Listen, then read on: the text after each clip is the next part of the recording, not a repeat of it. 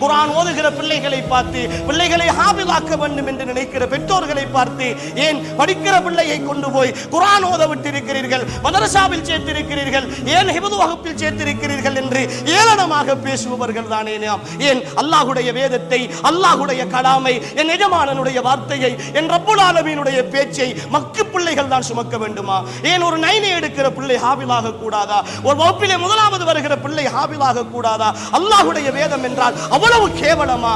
அல்லாஹ்வுடைய வார்த்தைகள் என்றால் அவ்வளவு கேவலமா? என் ஈமானிய உறவுகளே, நானும் நீங்களும் இந்த குர்ஆனை புறக்கணிக்கலாம். ஆனால் இன்று சர்வதேசத்தில் அது ஒரு விஞ்ஞான புத்தகமாக, ஒரு வானியல் புத்தகமாக, ஒரு அறிவியல் புத்தகமாக இன்று குர்ஆன் நீங்கள் இல்லாவிட்டாலும், நானும் நீங்களும் இல்லாவிட்டாலும் ஐரோப்பியர்களால் இந்த குர்ஆன் படிக்கப்பட்டு கொண்டுதான் இருக்கிறது.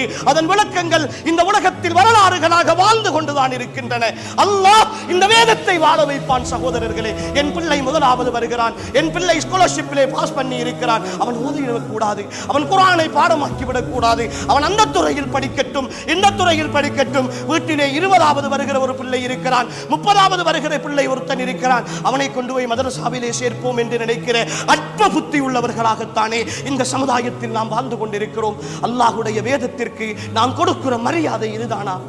அல்லாஹ்வுடைய வேதத்திற்கு நாம் கொடுக்கிற மரியாதையும் மதிப்பும் இதுதானா?